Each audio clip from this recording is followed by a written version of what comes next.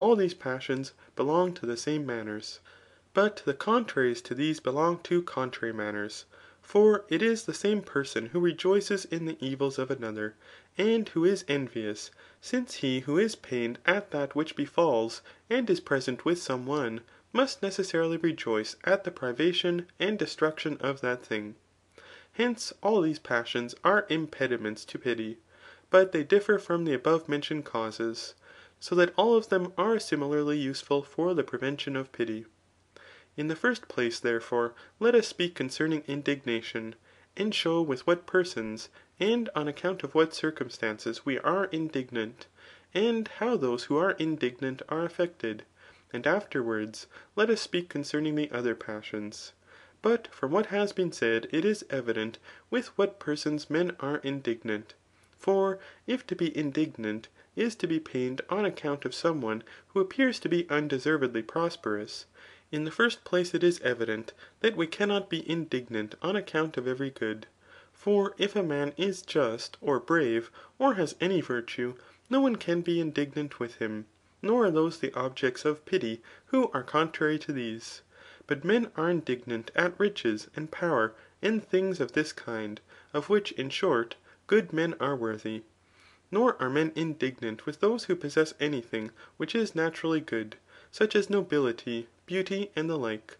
Since, however, that which is ancient appears to be something proximate to what is naturally possessed, it necessarily follows that men are more indignant with those who possess the same good, if they have recently possessed it, and on account of this are in prosperous circumstances. For those who have recently become rich are the cause of greater molestation to others than those whose wealth is ancient, and by descent. In a similar manner, also, rulers, powerful men, those who have numerous friends, and an excellent progeny, and whatever else is of the like kind, occasion greater molestation to others. And this is also the case if any other good befals them on account of these things. For we are more indignant with those who are recently rich when they become rulers through their riches, than with those who have been for a long time in possession of wealth, and in a similar manner in other things. The cause, however, of this is, that those who have for a long time possessed wealth appear to possess what is their own, and this is not the case with those who have recently become rich. For that which appears to have always been possessed appears to be truly possessed, so that persons of the latter description do not seem to possess what is their own, because, likewise, any casual person is not worthy of every good, but there is a certain analogy and fitness (since, for instance, the beauty of arms is not adapted to a just, but to a brave man, and illustrious marriages are not adapted to those who have recently become rich, but to those of noble birth). Hence, if a man is a worthy character, and does not obtain that which is adapted to him, so far as he is worthy, we are indignant. We are likewise indignant when an inferior contends with his superior, and especially when he contends with him in that in which he is inferior. On this account it is said by Homer, Hence did Cebriones in combat shun To engage the valiant son of Telamon. For his presuming pride offended Jove, That with a better man he durst his courage prove. And we are also indignant if he contends with him in any thing else, and not only in that in which he is inferior ; as if, for instance, a musician should contend with a just man ; for justice is a thing more excellent than music. From these things, therefore, it is evident what are the objects of indignation, and why they are so ; for they are these, and things of a like nature. But men are disposed to be indignant, if being worthy to obtain the greatest goods, they do not obtain them. For it is not just to think those persons worthy to obtain a similar good, who are not similarly worthy. And when men of this description become the possessors of similar good, worthy men are indignant. In the second place, good and worthy men are prone to be indignant, for they judge well, and hate what is unjust. Those likewise are indignant who are ambitious, and who aspire after certain actions, and especially when they are ambitious about those things which others obtain that are unworthy to obtain them. And in short, those who think themselves deserving of that good, which other persons think them not to deserve, are indignant with such persons, and especially when they obtain this good. Hence men of a servile disposition, bad men, and those who are not ambitious, are not prone to indignation ; for there is nothing of this kind, of which they think themselves worthy. From these things, however, it is manifest what kind of persons those are for whose misfortunes and evils, or the frustration of their wishes, we ought to rejoice, or feel no pain. For from what has been said, the opposites are apparent. Hence, unless the oration so prepares the judges when their compassion is solicited, as to convince them that those who implore their pity are unworthy to receive it, and that those who do not implore it are worthy to receive it, it is impossible to excite pity in the judges. CHAPTER XII. It is likewise evident what the things and persons are which occasion envy, and how those are affected that are envious, if envy is a certain pain arising from apparent prosperity in the above mentioned goods, when it happens to persons of a similar condition, not because this prosperity does not befall him who is envious, but because it falls to the lot of those who are the objects of envy.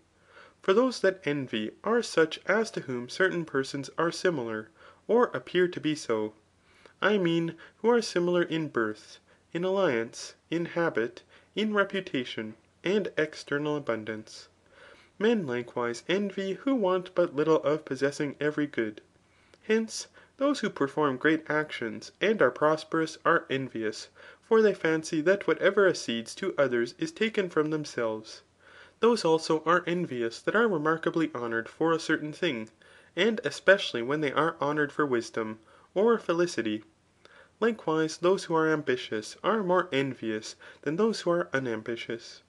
Those also are envious who wish to seem to be wise, but are not so in reality ; for they are ambitious of the honour which is attendant on wisdom.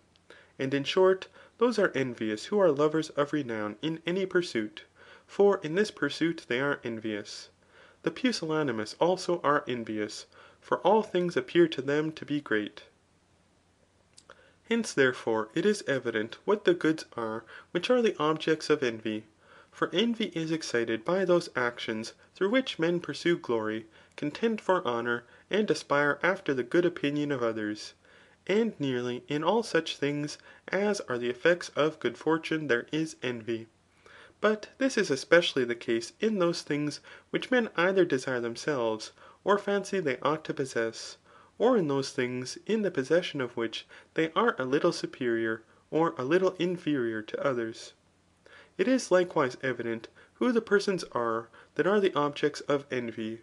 For this was at the same time shown from what has been said about those who are envious. For men envy those who are near to them in time, in place, in age, and in renown. Whence it is said, That which is kindred knows how to envy." Men also envy those with whom they contend for honour ; for they contend for honour with the persons above mentioned. But no one contends with those who lived 10,000 years ago, or with those who will exist 10,000 years hence, or with those who are dead ; nor yet with those who dwell at the pillars of Hercules ; nor with those to whom in their own opinion, or in the opinion of others, they are far inferior. Nor in like manner do they contend with those to whom they are much superior. Since, however, men contend for honour with their antagonists and rivals, and in short, with those who aspire after the same things, it is necessary that they should especially envy those persons. Hence it is said by Hesiod, the potter envies the potter. Those also who have scarcely obtained, or who have not at all obtained a thing, envy those who have rapidly obtained it. Men likewise envy those who, by obtaining or acting rightly in any thing, are a disgrace to them. But these are near and similar. For it is evident in this case that those who envy did not obtain the good which those whom they envy obtained, through their own fault ; so that this being painful produces envy. They also envy those who either have possessed these things, or who have obtained what it is fit for them to possess, or which they once possessed, And on this account, the more